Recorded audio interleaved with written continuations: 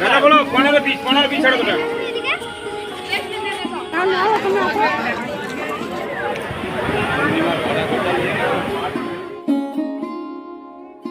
শুভ সকাল আমার প্রিয় বন্ধুরা, তোমরা সবাই কেমন আছো?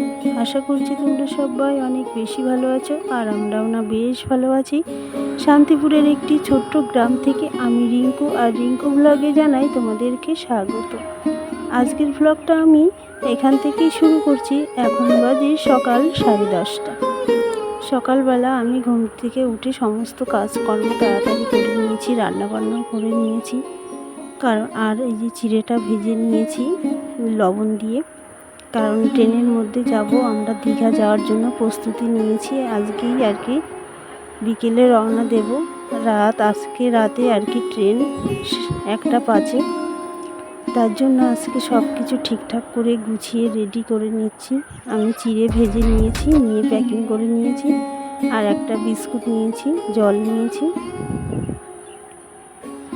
আর বন্ধুরা, তোমরা যারা আমাকে সাপোর্ট করেছো তোমাদেরকে অনেক অনেক ধন্যবাদ জানাই, আর আমার পাশে থাকার জন্য অসংখ্য ধন্যবাদ। আর যারা তোমরা আমার ভিডিও নতুন দেখছো তারা প্লিজ আমার চ্যানেলটিকে সাবস্ক্রাইব করে দিও, আর আমার পাশে থাকার অনুরোধ রইল।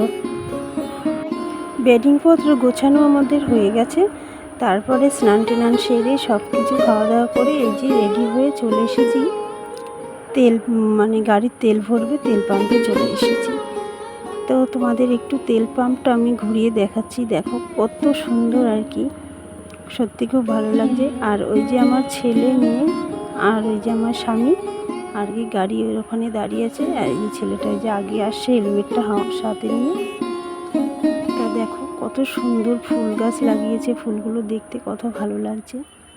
সত্যি এখানকার পরিবেশটা খুব ভালো লাগছে, পরিষ্কার পরিচ্ছন্ন, আর ফুল দিয়ে সাজানো, বেশ সুন্দর লাগছে।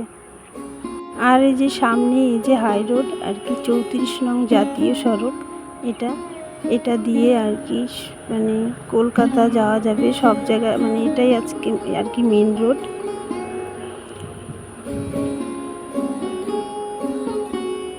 ফুল গাছগুলো দেখতে এত দারুণ লাগছে আর কি বলবো, আমার তো খুব ভালো লেগেছিল। তার জন্য আর কি তোমাদের সঙ্গে এই গাছগুলি শেয়ার করলাম একটু।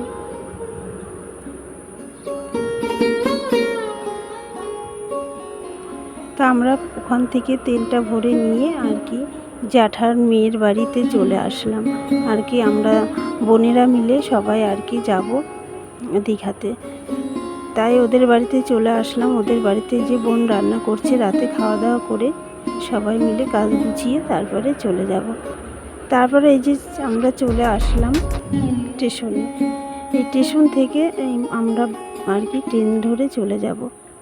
এখান থেকে ট্রেন ধরে যাব আমরা শিয়ালদা স্টেশনে। তো শিয়ালদা স্টেশনে যাব বলে ট্রেনের অপেক্ষায় রয়েছি আমরা। আর এটা জানো তো কোন স্টেশন? এটা হচ্ছে বাতকুল্লা স্টেশন। আর আমরা ট্রেনটা ধরে নিয়েছিলাম, ট্রেনটা ধরে নিয়ে এই যে চলে এসেছি আমরা শিয়ালদা স্টেশনে। শিয়ালদা স্টেশন থেকে এই যে চলে আসলাম বাসে করে হাওড়া স্টেশনে যাব।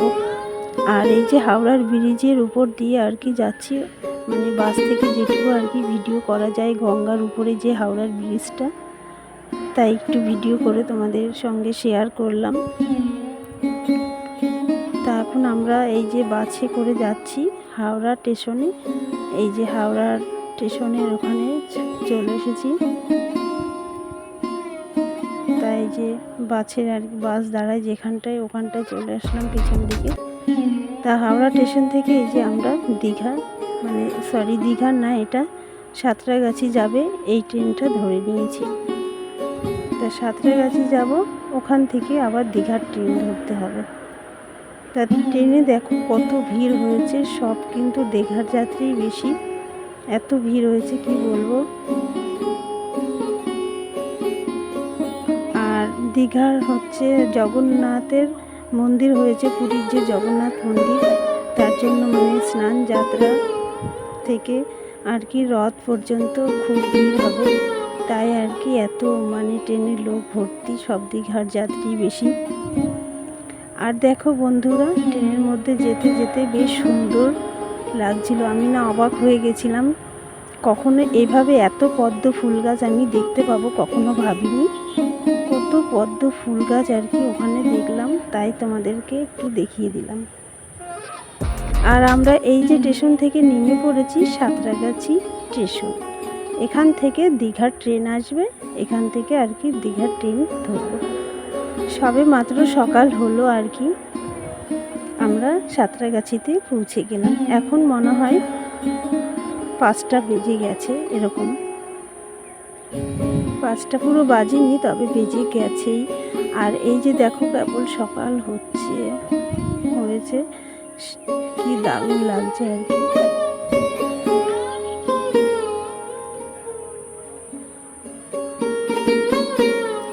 তারপরে আমরা এই যে চলে এসেছি কিন্তু দীঘাতে, অলরেডি চলে এসেছি। তা দীঘাতে আসার পরে আমরা রুম নিয়েছি, রুমে এসে তারপরে ফ্রেশ হয়ে স্নান টান করে ফ্রেশ হয়ে বিকেলবেলা এই যে চলে এসেছি সমুদ্র দেখে। তা সমুদ্র দেখার আর তর সইছিল না।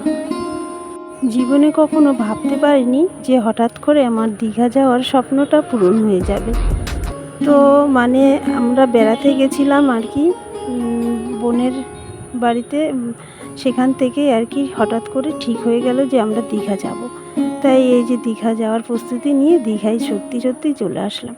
তা দেখো সমুদ্রের দিকে আগিয়ে যাচ্ছি। এই যে বিরাট বড় সমুদ্র, আমি জীবনে প্রথম দেখলাম আর কি। টিভিতে দেখেছি, ফোনে দেখেছি, দেখলে কি হবে বলো, কিন্তু নিজের চোখে দেখা একটা অন্যরকম দৃশ্য, সেটাই কি সব থেকেই সত্যি। দেখো প্রচুর লোক আর কি দীঘার, মানে এইখান দিয়ে মেলা বসেছে, আর সব লোক মানে বিকেল থেকে জোয়ার উঠেছে, সেই ঢেউগুলো আর কি সবাই উপভোগ করছে, এনজয় করছে। কিছু লোক স্নানও করছে। এখন কিন্তু বিকেল 5টা বাজে, তবুও দেখো বিকেল 5টা বেজে গেছে, তাও স্নান করছে সবাই। সন্ধ্যা পর্যন্ত আর কি স্নান করবে, তারপরে সবাই উঠে যাবে। এখন কিন্তু জোয়ার উঠেছে, আর সমুদ্রের ঢেউগুলো কীভাবে আসছে সত্যি দেখতে খুব ভালো লাগছে। আর রাতের বেলায় সমুদ্রের দিকে তাকালে কিন্তু সত্যি ভয় লাগবে, সেটাই আর কি মনে হচ্ছে। এরকম ঢেউ আর কি নিজের চোখে কখনো দেখিনি, এই প্রথম দেখলাম। তো দীঘায় এসে না আমার সত্যি খুব ভালো লাগছিল আর আনন্দ লাগছিল।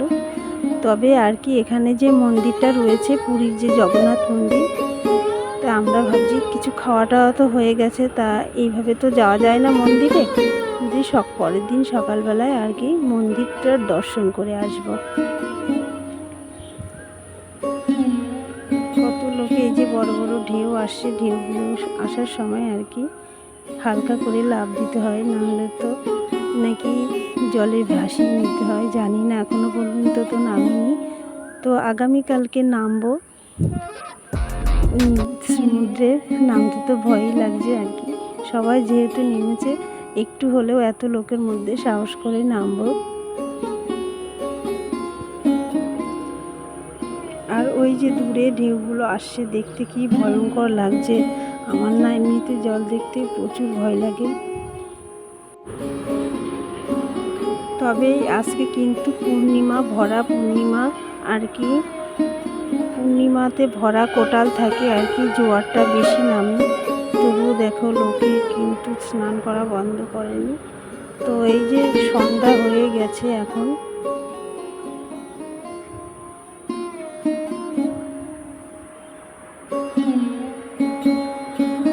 জলের ঢেউটা দেখো কত দূর পর্যন্ত জলটা চলে আসছে।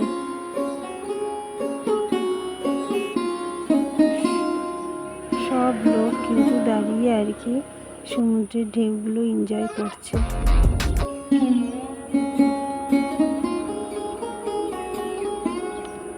আমার তো খুব ভালোই লাগছে। আর এখানে না প্রচুর ঠান্ডা হাওয়া, সমুদ্রের যে হাওয়াটা প্রচুর ঠান্ডা, কি ভালো লাগছে আর কি।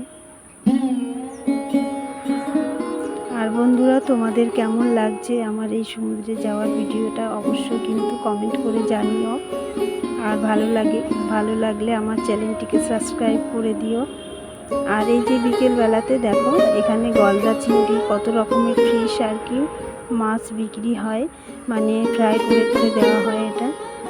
তো আমরা এই দোকানে এসে গলদা চিংড়িটা নিয়ে নিয়েছি। আর এই যে বড় বড় মাছের পেটি আছে না, চিতল মাছের পেটিগুলো কাঁকড়া আছে 250 টাকা আছে, 150 টাকা আছে, 100 টাকা আছে। আর গলদা চিংড়ি নিয়েছিল 10 টাকা, ওটা আগে খেয়ে নিয়েছি। আর এখন এগুলো একটু দেখিয়ে দিলাম এখানে আছে, এখানে তোমাদেরকে। মিডিয়াম আছে, এখানে বড় আছে। আর এই যে ইলিশ মাছ দিচ্ছে, তারপরে এই যে লেগ পিস আছে, আরও কত ধরনের আছে। এগুলো সব ঘরে করে দেওয়া হয়, দামি হয়। তো আমরা এই যে চিতল মাছের একটি পিস আর কি ফ্রাই করে দিয়েছে। তো আমার ছেলে আর মেয়েরা এই যে খাচ্ছে, আমি একটু নিয়েছিলাম। আর সব দোকানগুলো একটু ঘুরে ঘুরে দেখলাম, শেষে এই দোকানটায় এসে কিছু জিনিস কিনলাম। দুটো আয়না কিনেছি, আর ঝিনুকের হাতি আর ঝিনুকের ময়ূর কিনেছি আর কি, ঝিনুক দিয়েই তৈরি করা। তো আজকের ভিডিও এই পর্যন্তই। আগামীকালকে দেখা হচ্ছে নতুন একটা ব্লগের সঙ্গে। ততক্ষণ তোমরা ভালো থেকো।